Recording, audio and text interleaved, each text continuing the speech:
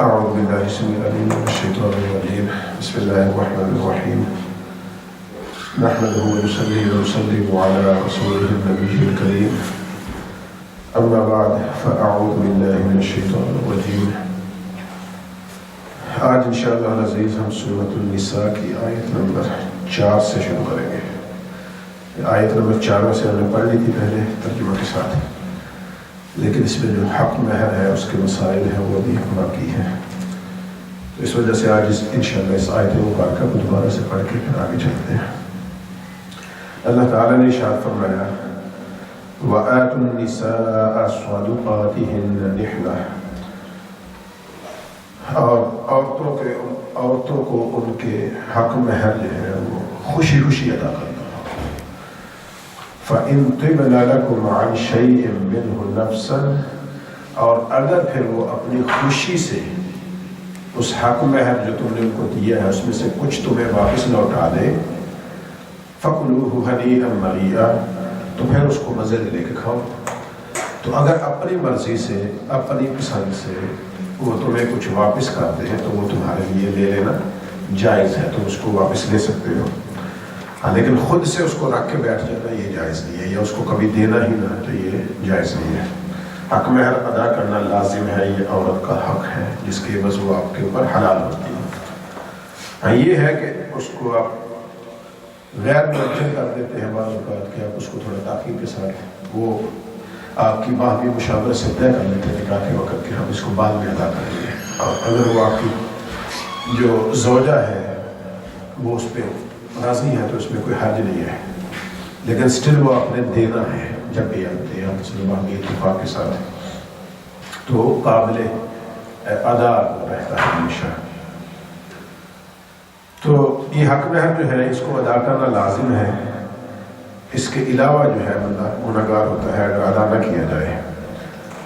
امام بخاری رحمۃ اللہ تعالی علیہ نے روایت کیا ہے کہ حضرت عائشہ صدیقہ رضی اللہ تعالی عنہا سے اس آیت مبارکہ یہ جو ابھی ہم نے پڑھی ہے وَإِنْ خِفْتُمْ أَلَّا تُقْسِطُوا، اور اس سے پچھلی جو آیت تھی تو ان کے بارے میں سوال کیا گیا، تو فرمایا کہ ایک یتیم لڑکی اپنے سرپرست کے زیر پرورش ہوتی ہے، ٹھیک ہے، وہ اس کے حسن اور اس کے مال کی وجہ سے اس کے ساتھ نکاح کرنا چاہتا ہے، ٹھیک ہے، اور وہ اس جیسی دیگر جو لڑکیاں ہیں ان کے برابر اس کو حق مہر ادا نہیں کرنا چاہتا، اس کو حق مہر ادا نہیں کرتا ہے یا نہیں کرنا چاہتا ہے،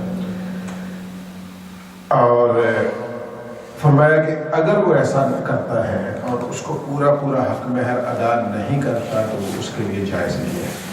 ہاں اگر وہ اس کو پورا حق مہر ادا کرے تو پھر اس کے لیے جائز ہے۔ حضرت عائشہ رضی اللہ عنہا نے کہا کہ پھر لوگوں نے رسول اللہ صلی اللہ علیہ وسلم سے اس کے متعلق سوال کیا کہ اگر کوئی ایسا کرتا ہے یا نہیں کرتا، اس کو حق مہر پورا نہیں دیتا، اس کے ساتھ شادی کرنا چاہتا ہے، تو پھر اللہ تعالیٰ نے یہ والی آیت مبارکہ نازل فرمائی وَيَسْتَفْتُونَكَ فِي النِّسَاءِ قُلِ اللَّهُ يُفْتِيكُمْ فِيهِنَّ، کہ اللہ تعالیٰ نے فرمایا کہ یہ آپ سے عورتوں کے بارے میں فتویٰ مانگتے ہیں، پوچھتے ہیں، سوال کرتے ہیں، تو اللہ تعالیٰ تمہیں ان کے بارے میں بتاتا ہے، تو پھر اللہ تعالیٰ نے اس حق مہر کو لازم فرمایا ہے۔ فرمایا کہ جب یتیم لڑکی مالدار اور حسین ہو اور اس کے ولی اس کے ساتھ نکاح میں راغب ہو اور پورا مہر ادا نہ کرنا چاہے، ٹھیک ہے، اور جب اس کے مال اور اس کی شکل و صورت میں ان کو رغبت نہ ہو، ٹھیک ہے، اور دوسری عورتوں کے ساتھ شادی کرنا چاہے تو دو صورتیں بن جاتی ہیں، یا تو اس کا مال اور اس کی خوبصورتی کی وجہ سے شادی کرنا چاہتے ہیں، پورا حق مہر نہیں دینا چاہتے، یا پھر ان کی خوبصورتی ان کو اتنی زیادہ پسند نہیں ہے لیکن مال پسند ہے، تو دو صورتیں بن جاتی ہیں، ٹھیک ہے، اور جب خاتون پسند نہیں ہے تو کسی دوسری خاتون کے ساتھ شادی کرنا چاہتے ہیں، تو فرمایا اگر تو وہ دوسری خاتون کے ساتھ شادی کر لیں تو ٹھیک ہے، ان کے مال کی حفاظت کریں، جب بالغ ہو جائے تو واپس کر دیں، لیکن اگر ان کے ساتھ شادی کرنا ہے تو پھر کیا ہے کہ ان کو حق مہر پورا دیں، جتنا کہ اس ایریا میں اس علاقے میں جو رواج ہے، اس جیسی عمر کی اس جیسی حسن کی دیگر خواتین کو دیا جاتا ہے، اتنا حق مہر اس کو ادا کر لیں، یہ کم از کم ہے، زیادہ دینا چاہے تو یہ زیادہ آپ دے سکتے ہیں۔ تو فرمایا کہ اگر وہ اس کو پورا حق مہر نہ دے تو ان کے لیے جائز نہیں ہے یہ نکاح کرنا، ان کے لیے پھر یہ جائز نہیں رہتا۔ امام احمد بن حنبل رحمۃ اللہ تعالیٰ علیہ روایت کرتے ہیں کہ حضرت صہیب رضی اللہ عنہ بیان کرتے ہیں کہ رسول اللہ صلی اللہ علیہ وسلم نے ارشاد فرمایا، جس شخص نے کسی عورت کا مہر مقرر کیا اور اللہ تعالیٰ کو علم ہے کہ اس کا ارادہ مہر ادا کرنے کا نہیں ہے، یعنی کہ دل میں اس کا ارادہ یہ ہے کہ میں نے دینا نہیں ہے، بس ویسے اعلان کر دیا، مقرر کر دیا، فرمایا کہ اس شخص نے اس عورت کو دھوکہ دے کر اس کی فرج کو اپنے اوپر حلال کیا، یعنی اس کا ریلیشن شپ جو ہے اس نے دھوکہ دے کر اپنے اوپر حلال کیا ہے۔ قیامت کے دن وہ اللہ تعالیٰ سے اس حال میں ملے گا کہ وہ زانی شمار ہوگا، زنا کرنے والا شمار ہوگا۔ تو فرمایا کہ جو شخص بھی کسی عورت کے ساتھ حق مہر اس نیت کے ساتھ صرف مقرر کر دے کہ میں نے دینا نہیں ہے، تو فرمایا اللہ تعالیٰ کو قیامت والے دن وہ زانی کی صورت میں سامنا کرے گا اللہ کا۔ اور فرمایا کہ جس شخص نے کسی سے قرض لیا اور اس نیت کے ساتھ کہ میں اس کو واپس نہیں کروں گا، ٹھیک ہے، تو اور اس نے اس کو دھوکہ دیا دوسرے شخص کو اور باطل کے عوض اس کے مال کو اپنے اوپر حلال کر لیا، تو فرمایا قیامت کے دن وہ اللہ تعالیٰ سے اس حال میں ملے گا کہ وہ چور شمار ہوگا۔ تو جب بھی کسی سے قرضہ لیں تو ہمیں ہمیشہ یہ یاد رکھنا چاہیے کہ ہم نے یہ واپس کرنا ہے۔ ہم نے ابھی یہ 4-5 سال پہلے جو ہوا کووڈ کا معاملہ، تو بہت سارے احباب کے بارے میں سنا بھی، یہ دیکھا بھی ہے کہ وہ اس نیت سے انہوں نے اس وقت لیا تھا کہ بس ٹھیک ہے جی گورنمنٹ کا مال ہے آنے دیں، ٹھیک ہے آنے دیں، یہ واپس بھی کرنا ہے نا۔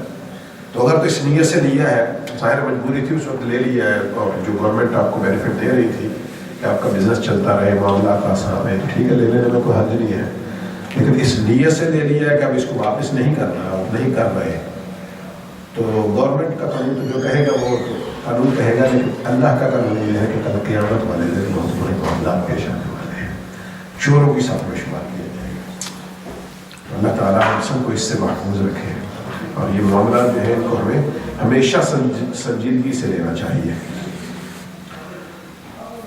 حق مہر جو ہے اس کے بارے میں ہمیں یہ بتایا گیا ہے کہ اس میں بہت زیادہ غلو نہیں کرنا چاہیے، یعنی بھاشا مقرر نہیں کر دینا چاہیے جتنا آپ کی استطاعت میں ہو، اور بالکل اتنا بھی نہیں دینا چاہیے کہ جو کسی کے، جیسے ابھی ہم نے حدیث پڑھی ہے کہ جو عورت جس کے ساتھ آپ نکاح کرنے جا رہے ہیں، اس اگر آپ کم از کم دیں تو کم از کم اس کی جو دیگر اس ایریے میں جو اس کا رواج ہے اتنا دیں، تاکہ اس کے ساتھ ظلم اور زیادتی نہ ہو۔ حضرت عمر بن خطاب رضی اللہ تعالیٰ عنہ نے فرمایا کہ سنو، عورتوں کا مہر مقرر کرنے میں غلو نہ کرو، کیونکہ اگر اس دنیا میں کوئی عزت ہوتی یا اللہ کے نزدیک اس میں تقویٰ ہوتا تو رسول اللہ صلی اللہ علیہ وسلم یعنی زیادہ سے زیادہ حق مہر مقرر کرنے میں یا اناؤنس کرنے میں یا رکھنے میں اگر عزت ہوتی تو اللہ کے رسول سب سے زیادہ عزت دار ہے، تو وہ اس کو بڑھ چڑھ کے رکھتے ہیں اور آپ اس میں غلو کرتے ہیں، اور فرماتے ہیں کہ میرے علم کے مطابق رسول اللہ صلی اللہ علیہ وسلم نے اپنی کسی زوجہ یا کسی صاحبزادی کا 12 اوقیہ سے زیادہ حق مہر مقرر نہیں کیا، 12.5 اوقیہ، 12.5 اوقیہ ہے ایک حدیث شریف میں، یہاں پہ انہوں نے 12 بیان کیا حضرت عمر رضی اللہ تعالیٰ عنہ نے، اور وہ جو 12.5 والی ہے حضرت عائشہ صدیقہ رضی اللہ تعالیٰ عنہا، ان سے سوال کیا گیا تھا کہ رسول اللہ صلی اللہ علیہ وسلم نے کتنا حق مہر مقرر کیا ہے، تو حضرت عائشہ صدیقہ رضی اللہ عنہا نے فرمایا کہ آپ کی ازواج کا مہر 12 اوقیہ اور نصف ہوتا تھا۔ فرمایا کہ تم جانتے ہو کہ یہ نصف کیا چیز ہے؟ تو خود حضرت عائشہ صدیقہ نے فرمایا کہ وہ اوقیہ کا ہاف ہے، 12 اور ہاف، 12.5 اوقیہ جو ہے وہ کریم صلی اللہ علیہ وسلم نے حق مہر اپنی ازواج کا مقرر فرمایا، اور فرمایا کہ ایک اوقیہ جو ہے وہ 40 درہم کا ہوتا ہے، تو گویا کہ کل ملا کے یہ 500 درہم بن گئے، 500 درہم جو ہے کریم صلی اللہ علیہ وسلم نے اپنی ازواج کا حق مہر مقرر فرمایا تھا۔ تو اس میں یہ ایک نمبر ہمیں ملتا ہے یہاں سے، حالانکہ ہم نے لاسٹ تسلے کو پڑھا تھا کہ کچھ ازواج کا جو حق مہر ہے وہ ان کی غلامی سے آزادی کے وزیر کو قرار دے دیا تھا کہ تمہاری آزادی ہی تمہارا حق مہر ہے، تو اس طرح کے معاملات بھی ہیں۔ تو ہمیں ایک راستہ دکھایا گیا ہے کہ جو معقول ہو، اعتدال کے ساتھ ہو، وہ حق مہر مقرر کرنا چاہیے۔ تو یہ ہے، اس کے بعد جو ہے حق مہر لازم دینا چاہیے، یہ ہم نے ابھی پڑھ لیا۔ حضرت امام بخاری رحمۃ اللہ تعالیٰ علیہ نے ایک روایت بیان کی ہے حضرت انس بن مالک رضی اللہ تعالیٰ عنہ سے کہ حضرت عبد الرحمن بن عوف رضی اللہ عنہ نے انصار کی ایک عورت کے ساتھ نکاح کیا، ٹھیک ہے، اور نبی پاک صلی اللہ علیہ وسلم نے جب ان سے پوچھا کہ تم نے اس کا کتنا حق مہر مقرر کیا، تو انہوں نے کہا کہ یا رسول اللہ ایک گٹھلی کے برابر سونا۔ تو آپ صلی اللہ علیہ وسلم نے فرمایا کہ ولیمہ کرو خواہ ایک بکری ہی کیوں نہ، ٹھیک ہے۔ تو گویا کہ آقا صلی اللہ علیہ وسلم نے اس سونے کی مقدار کو اس کے عوض قبول فرمایا اور فرمایا کہ حق مہر، یعنی دو چیزیں ہمیں یہاں سے معلوم ہے، ایک حق مہر ادا کرنا لازم ہے اور ایک ولیمہ کرنا بھی سنت ہے، تو یہ بھی ہمیں کرنا چاہیے جتنی استطاعت ہو۔ آقا کریم صلی اللہ علیہ وسلم کے بارے میں ہم نے پچھلی جمعرات کو پڑھا تھا کہ غزوہ خیبر سے واپسی پر صحابہ کرام سے فرمایا کہ کیا تمہارے پاس کچھ ہے؟ تو کسی کے پاس جو تھے، کھجوریں تھی، کچھ بھی تھا، سارا کچھ لے آئے۔ تو وہاں پہ آقا کریم صلی اللہ علیہ وسلم نے اس کو اپنا ولیمہ کرا دیا اور لوگوں نے تقسیم فرما دیا۔ تو ولیمہ کرنا چاہیے جتنی بھی استطاعت ہو، تھوڑا ہو زیادہ ہو جو بھی ہو۔ ہاں یہ بھی جو ہمارے رواج بن گئے ہیں نا کہ ہم جہان سے قرضے لے لے کے اور خام خواہ کی رسومات ادا کر کے جو کرتے ہیں وہ قرآن حدیث میں کہیں نہیں ہے۔ جتنا آپ کی استطاعت پر ہو، جتنا آپ کر سکتے ہیں، وہ ساری دنیا کو، سارے جہان کی ڈشز بنا کے ہم کھلاتے ہیں، اور اینڈ پہ بہت زیادہ آپ بنا لیں تو کہتے ہیں یہ تو حرام کا مال ہے، اور نہ کھلائیں تو کہتے ہیں کنجوس ہے۔ تو جس عوام کو خوش کرنے کے لیے سارا کچھ کرتے ہیں وہ پھر بھی خوش نہیں ہوتا۔ تو اس کی بجائے اگر ہم اللہ رسول کو خوش کرنے کے لیے کریں، جتنی اپنی ہمت ہے، جتنی استطاعت ہے اتنا کر لیں، تاکہ اللہ رسول خوش رہے تو یہ لوگ بھی خوش ہو جائیں گے، اور نہ بھی ہوگے تو کیا ہوگا؟ لوگوں کے خوش ہونے یا نہ ہونے کا فرق نہیں ہے، جتنا اللہ رسول کے خوش ہونے کا۔ تو ان چیزوں کا بھی ہمیں خیال رکھنا چاہیے۔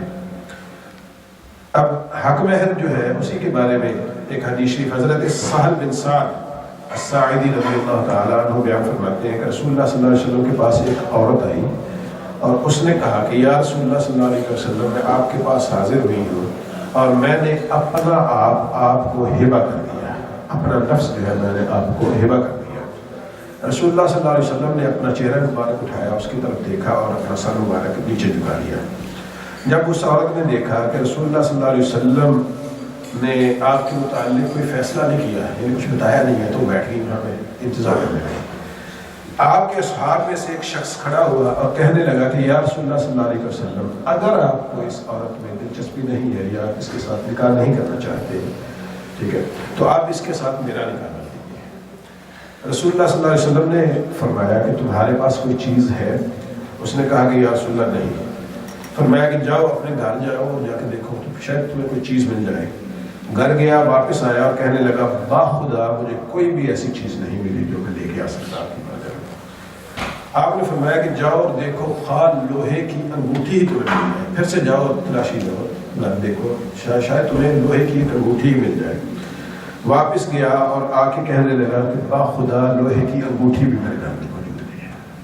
اب صحابہ کرام علیہ رضوان کے حالات دیکھے گئے، بعض کے ظاہر بعض تجارت اور اس میں تاجر بھی تھے، بعض بہت خوشحال بھی تھے۔ ابھی جو ہم نے حضرت عبد الرحمن بن عوف رضی اللہ عنہ کو پڑھا ہے تو وہ بہت بڑے تاجر تھے، تو سونے کی انہوں نے اسی وجہ سے سونے کی مقدار مقرر کی۔ تو کہنے لگے کہ باخدا مجھے لوہے کی ایک انگوٹھی بھی نہیں ملی۔ تو کہنے لگے کہ یا رسول اللہ میرے پاس تو صرف ایک تہبند ہے جو میں نے باندھ رکھا ہے۔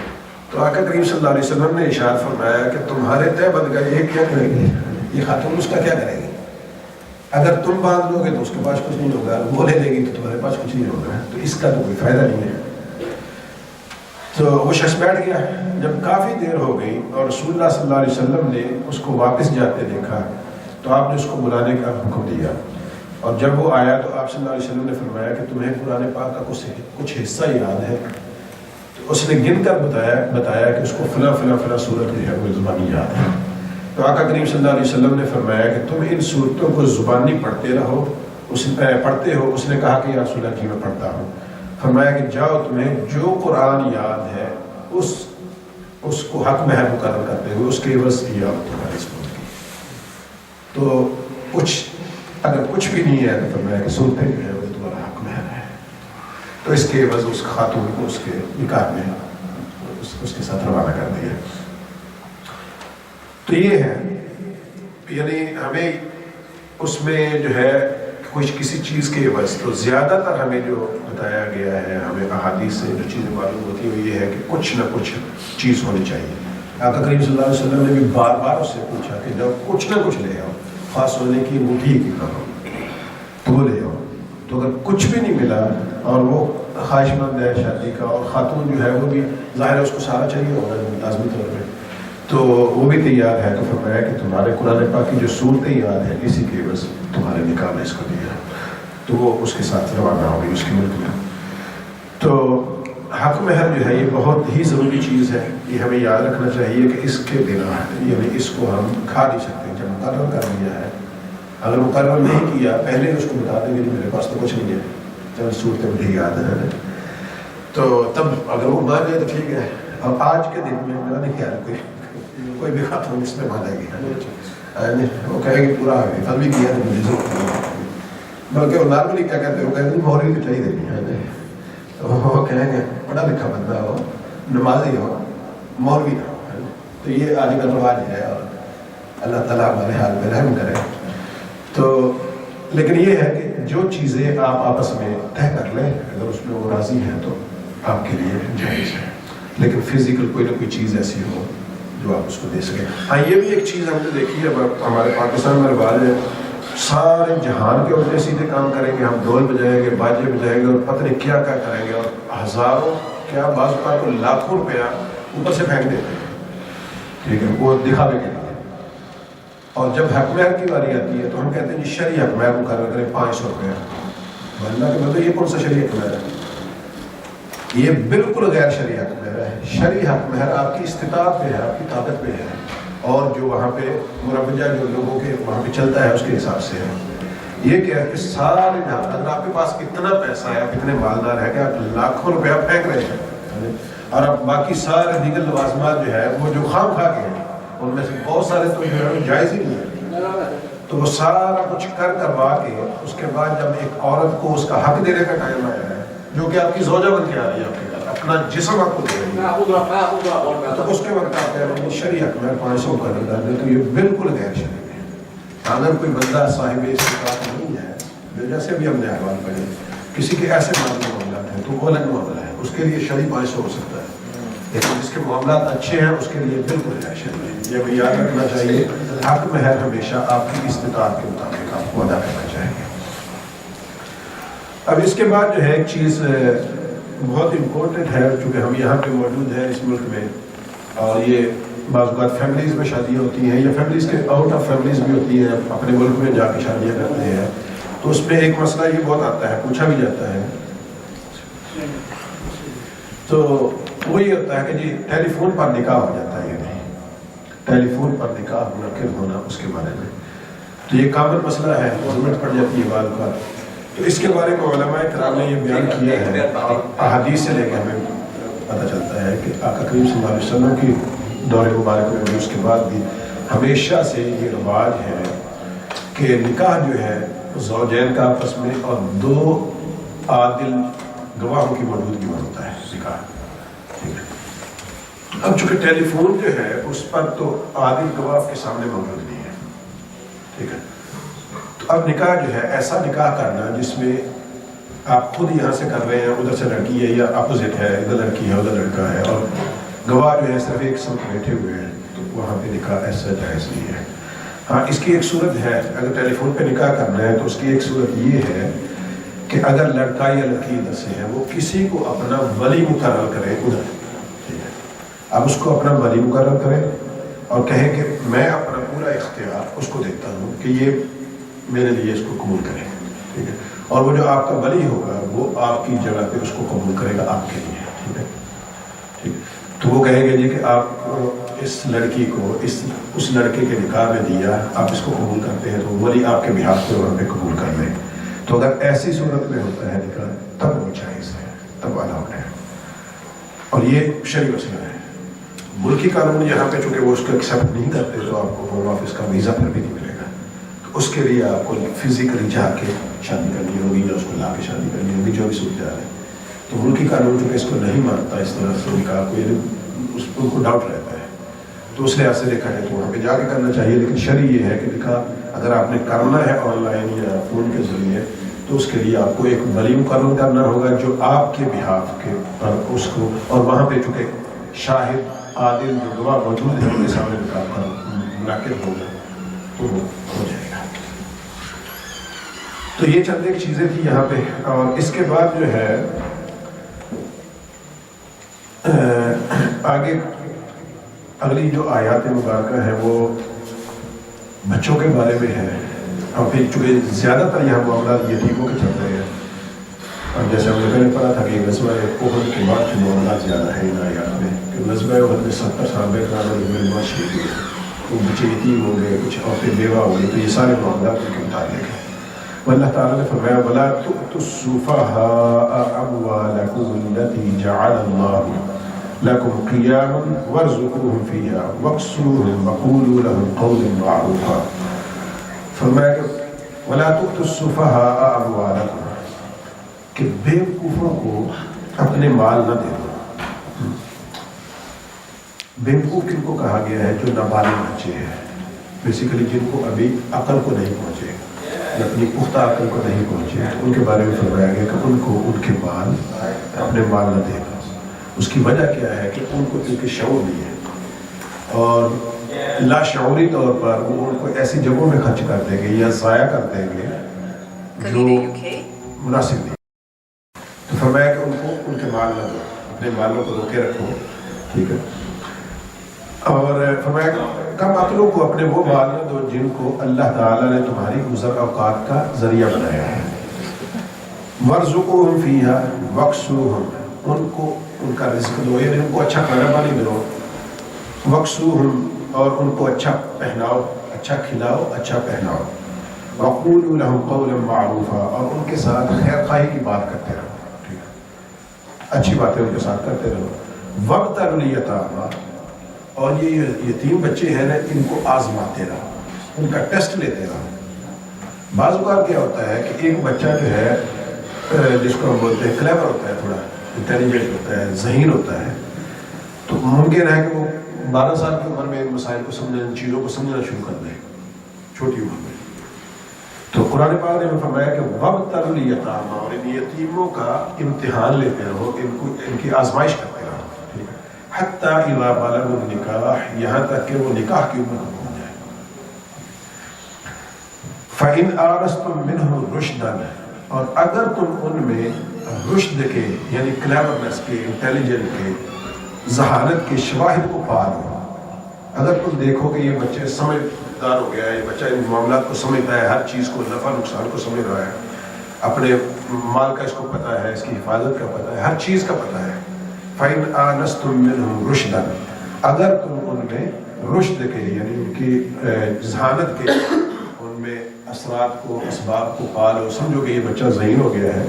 فَادْفَعُوا إِلَيْهِمْ أَمْوَالَهُمْ، تب تو ان کا مال ان کو پھر لوٹا دو، پھر ان کو واپس کر سکتے ہیں. وَلَا تَأْكُلُوهَا إِسْرَافًا وَبِدَارًا أَن يَكْبَرُوا، اب ان کے بڑے ہونے کے خوف سے جلدی ان کے مال کو کھانے کی کوشش نہ کرو، کیونکہ اب یہ ذہین ہو رہے ہیں، یہ سمجھدار ہو رہے ہیں، یہ بڑے ہو رہے ہیں، تو اب تو ان کو واپس کرنا پڑے گا. تو ایسا نہ ہو کہ اس ڈر سے کہ یہ جلدی بڑے ہوتے جا رہے ہیں تو آپ ان کا مال جو ہے وہ جلدی ہڑپ کرنا شروع کر لو، کھانا شروع کر لو. فرمایا ایسا نہ کرو. وَمَنْ كَانَ غَنِيًّا فَلْيَسْتَعْفِفْ، فرمایا کہ جو تم میں سے یتیم کا جو وارث بنا ہوا ہے، اگر تو وہ غنی ہے، ٹھیک ہے، خود مالدار ہے، فَلْيَسْتَعْفِفْ، تو اس کو چاہیے کہ وہ ان کے مال میں سے کچھ بھی نہ دے، اس سے بچتا رہے. وَمَنْ كَانَ فَقِيرًا، اور اگر کوئی فقیر ہے، فَلْيَأْكُلْ بِالْمَعْرُوفِ، تو پھر اچھے طریقے سے اس میں سے کچھ لے. کچھ سے مراد یہ ہے کہ ایک بندہ ایسا ہے، اس کے پاس یتیم آ گیا، اس کا مال آ گیا، یعنی یتیم اس کا بھتیجا ہے، بھانجا ہے، کوئی بھی ہے، اس کی کفالت میں آ گیا، اور وہ اچھا خاصا مالدار ہے، اور یہ جو اس کا چاچا تایا کوئی بھی ہے یا رشتہ دار نہیں بھی ہے، اب اس کے پاس اپنا مال نہیں ہے، کچھ بھی نہیں ہے، بیچارے کے پاس غریب ہے. اگر ساری کیئر، سارا ٹائم اس پہ اسپینڈ کرے گا تو یہ کچھ کمانے کے لائق نہیں بچے گا، کام ہی نہیں کر سکتا.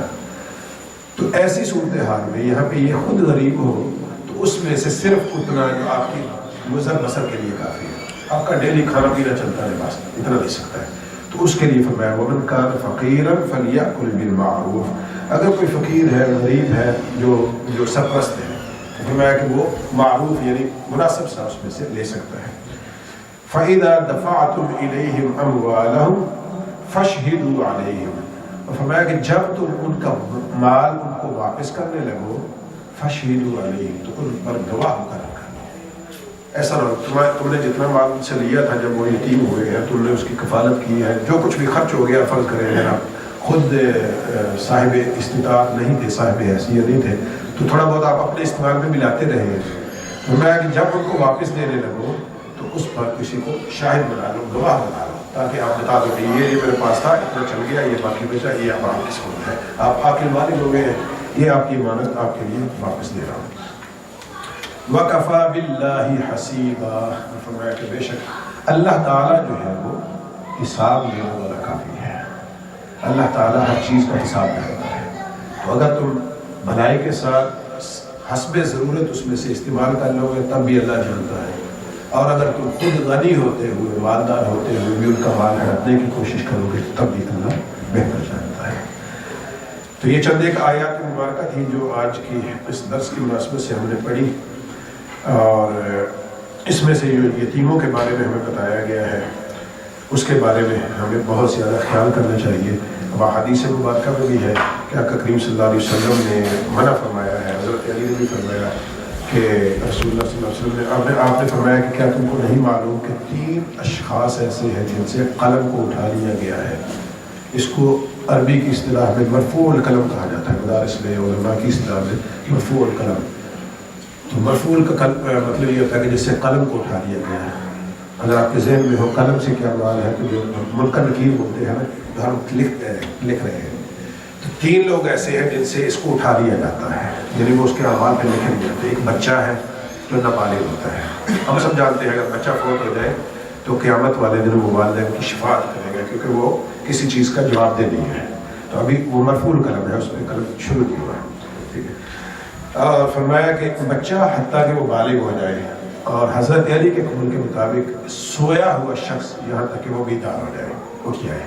तो जब इंसान सो रहा होता है तब भी वो मरफूल कलम होता है। और फरमाया मग़लूबुल अक़ल, ये ऐसा शख्स है कि जिसकी अकल ही जाती नहीं, और मजनून भी जिसको कह देते हैं, पागल भी कह देते हैं। तो ऐसा शख्स जो पागल हो, तो इस तरह के जो लोग हैं इनके बारे में फरमाएंगे। और यही वो लोग हैं कि अगर माल साहिब माल हो और यतीम हो जाए, आप उनके सरपरस्त हो जाए, तो फरमाया कि उसका आपकी जिम्मेदारी भी आ जाती है कि आप उनका ख्याल करें, क्योंकि वो अपने मामलात को समझ नहीं रहे। हज़रत नौमान बिन बशीर रज़ियल्लाहु तआला अन्हु रिवायत करते हैं कि मेरे वालिद ने मुझे रसूलुल्लाह सल्लल्लाहु अलैहि वसल्लम के पास लेके गए और कहा कि मैंने अपने इस बेटे को माल हिबा कर दिया है। अब यहाँ से हमें एक और चीज़ मालूम हो गई। कहने लगे कि या रसूलल्लाह मैंने अपने इस बेटे को माल हिबा कर दिया है। रसूलुल्लाह सल्लल्लाहु अलैहि वसल्लम ने पूछा कि क्या तुमने अपने दीगर बेटों को भी इतना ही माल हिबा किया है? तो उन्होंने कहा कि या रसूलुल्लाह सल्लल्लाहु अलैहि वसल्लम ऐसा नहीं किया।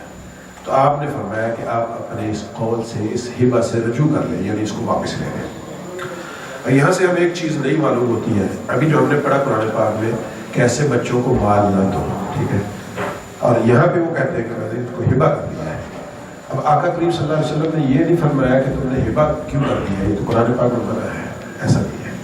तो यहाँ से हमें एक चीज़ मालूम ये होती है कि हिबा करना और है और तसर्रुफ में दे देना और है।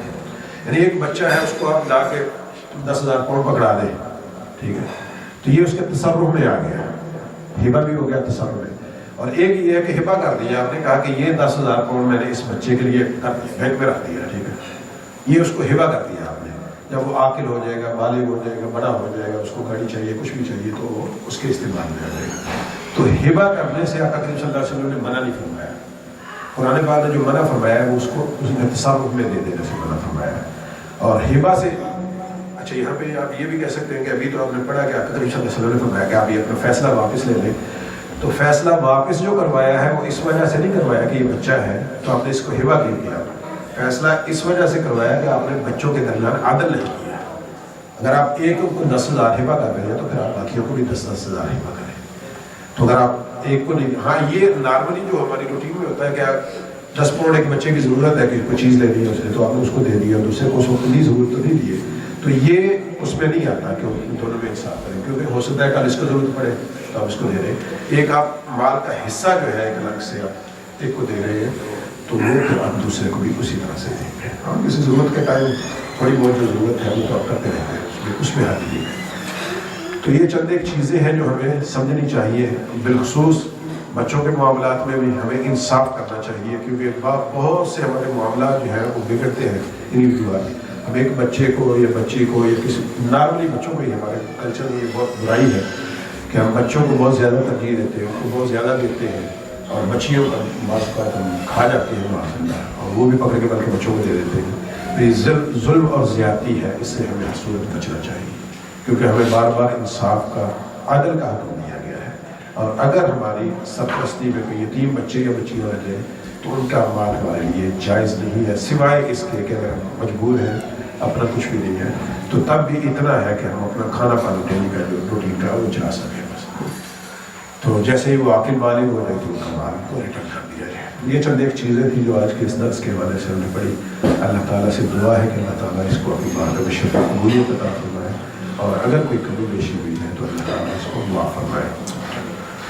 آج ماشاءاللہ چونکہ مہمان زیادہ ہے اور ہم سب جانتے ہیں ہمارے انتہائی محترم برادر عبد المجید صاحب، ان کے بھائی جان حافظ عبد الرؤف صاحب کا پاکستان میں انتقال ہوا پچھلے دنوں۔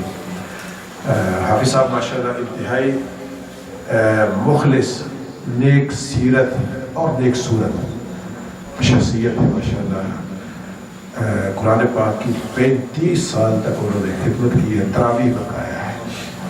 یہ زندگی کا ایک بہت بڑا حصہ ہے اور بہت مشکل حصہ ہے۔ 35 سال مسلسل سنانا یہ کہنے میں بہت آسان ہے، لیکن عملاً یہ بہت مشکل ہے۔ ماشاءاللہ گویا کہ انہوں نے قرآن پاک کو پڑھا ہے اور پھر اس کو سنبھال کے رکھا ہے، بہت بڑی ذمہ داری ہے۔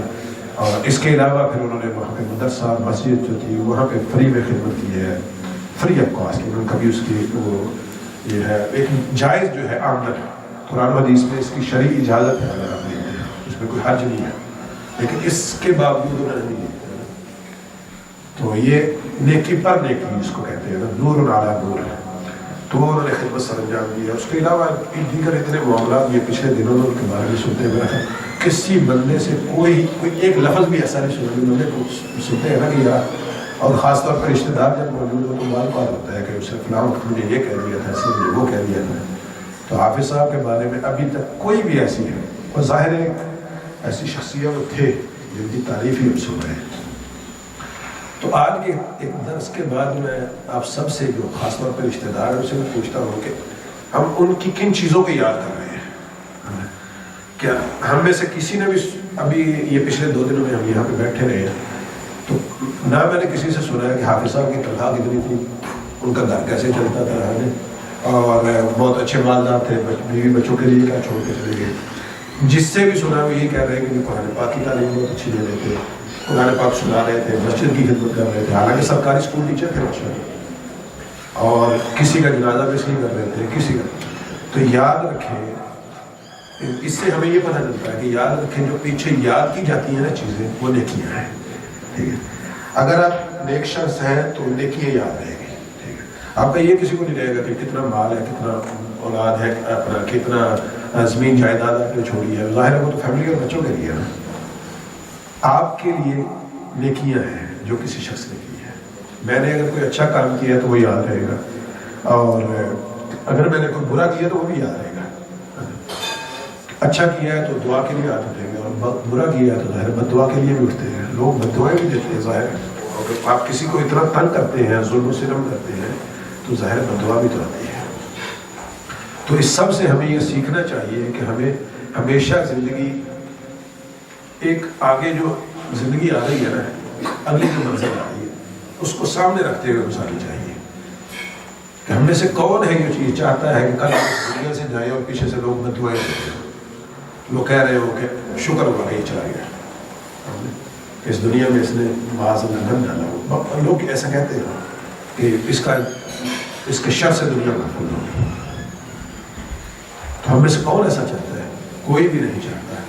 تو ہمیں چاہیے کہ اس کے لیے اگر ہم نہیں چاہتے کہ ایسا کہا جائے تو اس کے لیے ہم حالات بھی ایسا پیدا کریں۔ صرف ہماری چاہت سے تو ایسا نہیں ہوگا کہ ہم ہر الٹا سیدھا کام کرتے رہیں اور ہم چاہیں یہ کہ جب ہم اس دنیا سے جائیں تو ہمارے لیے دعاؤں کے لیے ہاتھ اٹھے، تو ایسا نہیں ہوگا۔ ہماری چاہت سے نہیں ہوگا، ہمارے کرنے سے ہوگا۔ اگر ہم اس کے لیے اپنے آپ کو تیار کر رہے ہیں، اگر ہم اس کے لیے ایسے اعمال کر رہے ہیں کہ کل کو ہمارے لیے ہمارے جانے کے پیچھے دعا کے لیے کسی کا ہاتھ اٹھے تو پھر تو ویل اینڈ گڈ، الحمدللہ، دیٹس گڈ. لیکن اگر ہم ایسا نہیں کر رہے تو ہمیں اپنی سچویشن چینج کرنی چاہیے، کیونکہ ابھی ہمارے پاس ٹائم ہے. اور اپنے سے اگر میں شروع کروں نا، اور ایک سائڈ سے اگر میں پوچھتا ہے تو میرا خیال ہے کہ شاید ہی کوئی جو بچے ہیں شاید یہ محفوظ ہوں، ورنہ ہم میں سے کوئی بلڈ پریشر کا مریض ہے، کوئی شوگر کا مریض ہے، کوئی کسی شے کا مریض ہے، کوئی کسی شے کا مریض ہے. میرا خیال ہے شاید ہی کوئی، اگر کوئی ہے ایسا تو اللہ کا لاکھ لاکھ شکر ادا کریں گے. صحت اللہ تعالیٰ کی بہت بڑی نعمت ہے. تو ورنہ یہ سارے تو اس سب کے ہوتے ہوئے ہمیں کیا لگتا ہے کہ ہمارے پاس کتنے سال باقی ہیں. اگر بلڈ پریشر کا مرض ہے نا تو وہاں پہ گئے تو جی پی صاحب کہتے ہیں آپ تو ایٹم بم کے اوپر بیٹھے ہوئے، یہ اتنے یہ وہ کہتا ہے یہ تو اتنی خطرناک چیز ہے کہ پتہ نہیں کس وقت آپ کو اس کے ساتھ ہارٹ اٹیک ہو سکتا ہے. اور جو شوگر والا جاتا ہے تو اس کو کیا کہتے ہیں، وہ کہتے ہیں کہ آپ وہ بھی ایٹم بم کے اوپر ہی بیٹھے ہوئے ہیں. کہ یہ ساری چیزیں ایسی ہیں کہ ہمیں ایک لمحے کا نہیں ہوتا کہ آپ کب اس دنیا سے ہم لوگ جو ہے رخصت ہو جائے. اور اس کے لیے نہ تو عمر ہے اور نہ ہی سفید داڑھی ہے، نہ کوئی بلیک داڑھی ہے، کوئی ہم میٹر نہیں کرتا. ہم نے یہاں پہ دیکھا بھی کچھ مہینے پہلے یہاں پہ لڑکا ٹاؤن کراس روڈ پہ تھا، نماز کے لیے یہاں پہ بھی آتا تھا، جوان تھا 25-26 سال کا، ہارٹ اٹیک ہو گیا، گاڑی میں بیٹھے ہوئے ختم ہو گیا. آپ کیا کر سکتے ہیں؟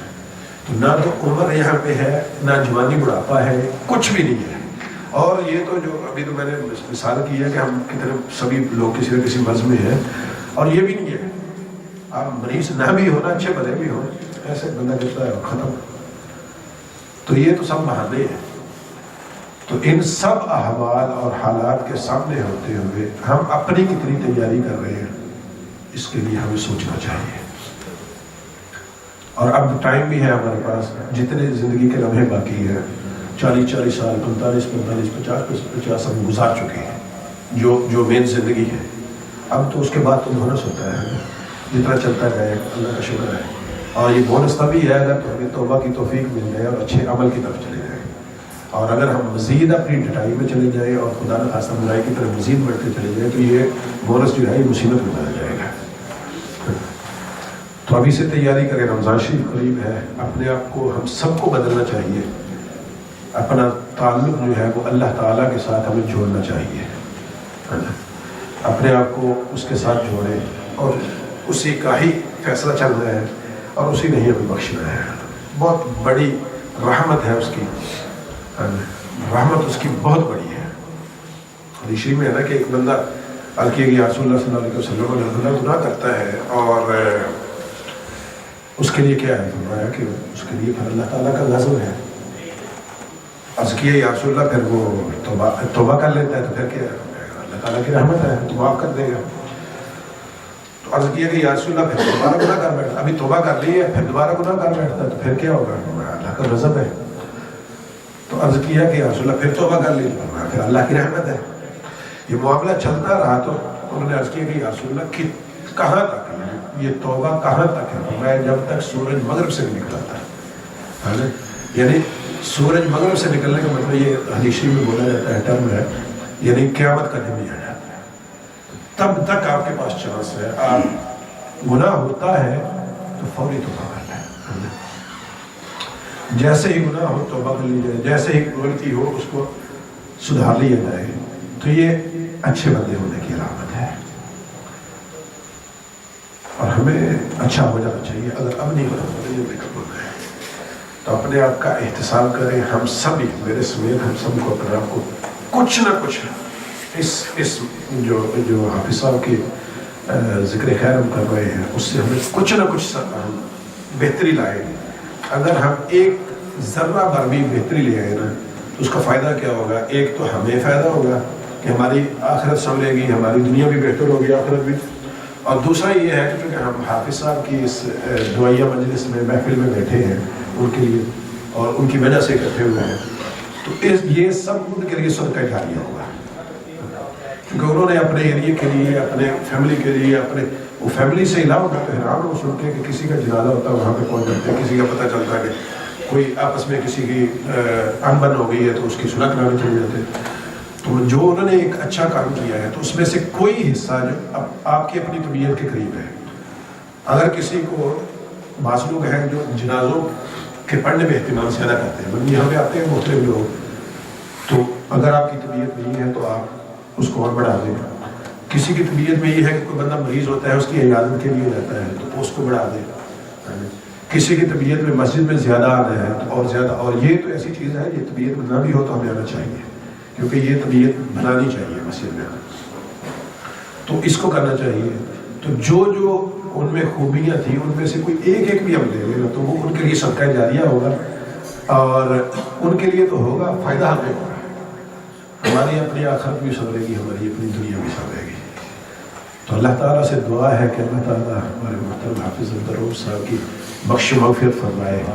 جتنی انہوں نے خدمت کی ہے، جتنے انہوں نے اچھے اعمال کیے ہیں، اللہ تعالیٰ اپنے شایان شان کو اجر عطا فرمائے. ہماری اتنی استطاعت نہیں ہے، اللہ کی رحمتوں کا اندازہ نہیں ہے ہمیں کہ ہم اس سے صحیح معنوں میں مانگ بھی سکیں. تو جو اس کی شایان شان ہے اس حساب سے ان کی بے پناہ بخشش فرمائے، ان کے درجات کو بلند فرمائے، ان کی آخرت کی منازل کو اللہ تعالیٰ ان کے لیے آسان بنائے. تو یہ سب ذکر ہے. اللہ کرے کل ہم اس دنیا میں نہ ہو تو ہمارا بھی اسی طرح ذکر ہوگا.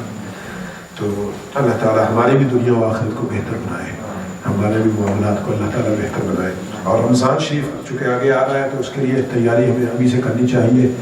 اور یہاں پہ بھی ہم الحمدللہ پچھلے سالوں میں 46 سال بھی کر رہے ہیں. ڈیلی افطار ڈنر کا اہتمام بھی ہوگا اور ایک گرینڈ افطار ڈنر بھی ہوتا ہے. تو اس کے لیے بھی اگر جو بھی احباب اگر صاحب استطاعت ہے تو اپنا نام لکھوانا چاہے وہ بھی اپنا قائلی نام لازمی دے دیجیے. اور اگر ایک بندہ نہیں کر سکتا تو 2-3 بندے مل کے بھی کر سکتے ہیں.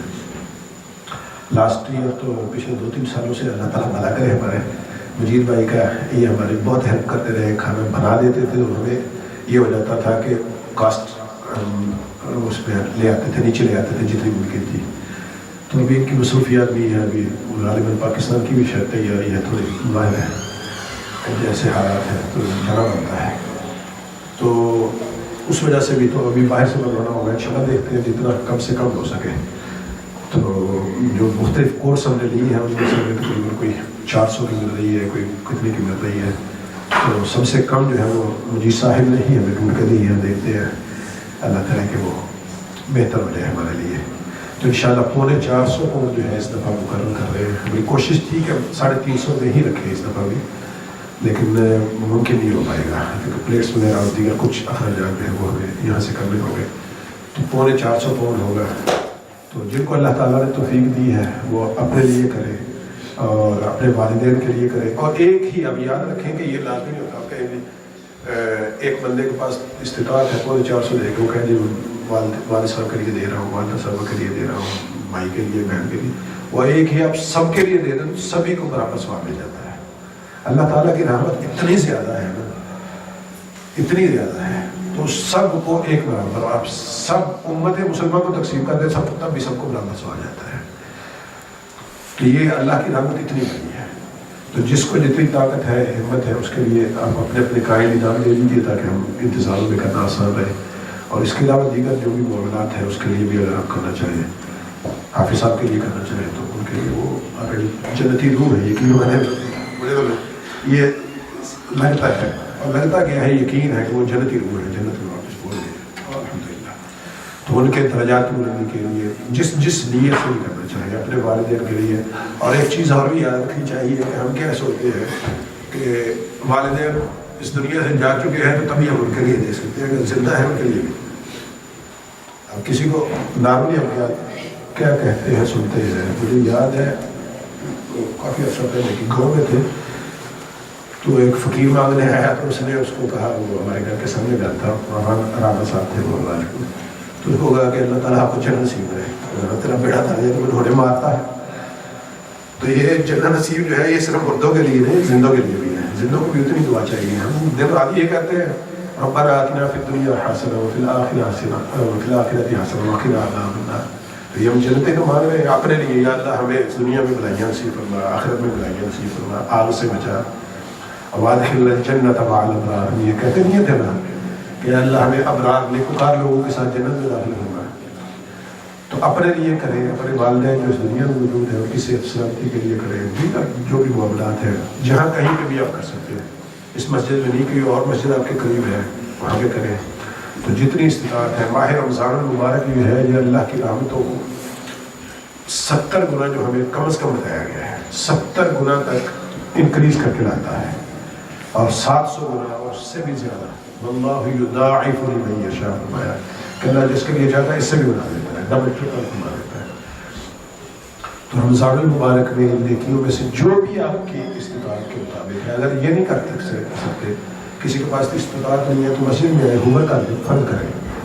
یہ نہیں ہے کہ یہ مسجد میں ہی آئے، کسی بھی مسجد میں جو آپ کے قریب ہے وہاں پہ جا کے ہومر کر دیں، صاف صفائی کر دیں، کچن صاف کر دیں، واش روم صاف کر دیں۔ جتنا زیادہ کام ہمیں برا لگتا ہے اس دنیا میں اتنا ہی زیادہ ہمیں ثواب ہے۔ معمولی ہماری طبیعت کے خلاف ہے واش روم کو صاف کرنا ہے، یقین مانے کہ وہاں سے جو ہمیں اجر ثواب ملتا ہے، برکتیں ملتی ہیں، وہ شاید سب سے زیادہ، چونکہ ہماری نیچر کے طبیعت کے خلاف لگتا ہے۔ تو جو بھی کسی کے لیے استطاعت ہو، جو بھی کسی کے لیے ممکن ہو وہ کرے، اور رمضان مبارک میں کرے، اس سے پہلے کرے، ابھی سے عادت بنا لیں اور یہ جاری رکھیں یہاں تک کہ پھر بعد میں لوگ ہمارے لیے دعائیں کریں۔ اللہ تعالیٰ ہماری کاوشوں کو قبول فرمائے، حافظ صاحب مرحوم کے درجات بلند فرمائے۔ کوئی سوال کسی کو پوچھنا ہو بتانا، پوچھنا ہو کوئی چیز ایسی کبھی۔ بسم اللہ الرحمن الرحیم۔ ختم شریف پڑھ لیتے ہیں ہم کو، یہ اچھا یاد ہو دیا۔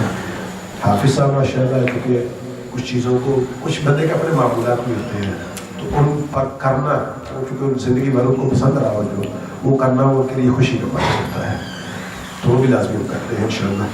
بسم اللہ الرحمن الرحیم، اللہم صلی علی سیدنا وقیمنا شفیعنا مولانا محمد وعلی آلہ وصحبہ وبارک وسلم۔